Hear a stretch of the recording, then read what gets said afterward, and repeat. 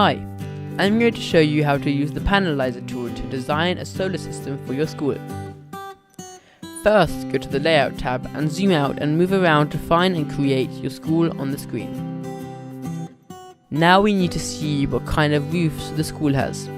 Are they flat roofs or sloped roofs? You can normally work it out from the shadows, but if it's your school, you'll probably know anyway. We have different groups of panels for each kind of roof, as you can see here on the right. Let's start with a flat roof and pick the one that says 20, representing 20 kilowatts, which is about, let's say, enough power for 20 kettles at the same time. It seems too big for the roof, so click on the bin to delete it and let's try a smaller one. I have clicked on 2 kilowatts. It fits quite nicely here. The boxes represent groups of panels and include a border so that they are not placed too close to the edge of the building. If you are placing multiple blocks together, you can overlap them a bit to get rid of the space between blocks. The inner lines of each block can touch. Now let's try some panels for a sloped roof. When placing panels on sloped roofs, you can often choose sides. So think about the path the sun travels through the sky. In the UK and other countries in the northern hemisphere, south-facing roofs get the most sun.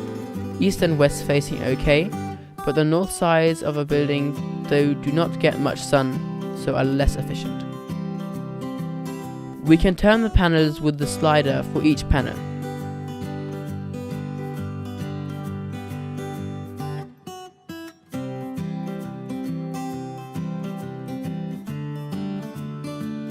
Note that these blocks have a red line on the side. That line should always be placed on the lowest edge of the roof, so the system can correctly calculate the amount of electricity that block will generate. Keep adding and turning panels until you have run out of space or get to at least 30, 50 or greater than 90 kilowatts. You can see the total size here.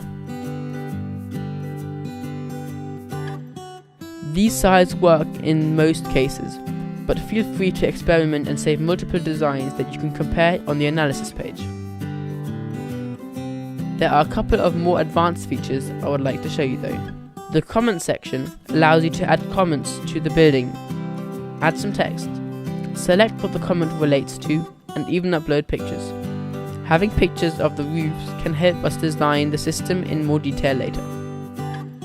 The electricity section is where you can add details of the school's electricity consumption. By default, it will start with the estimate based on the number of pupils at the school and the average price paid by all schools in the UK.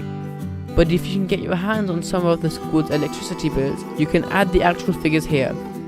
You will need to have registered to be able to save electricity details, so you may wish to ask a teacher to do so on your behalf. The funding section enables you to choose between either the school paying for the system or the Solar for Schools Community Benefit Society funding it, and then the school simply paid for the electricity from the solar panels.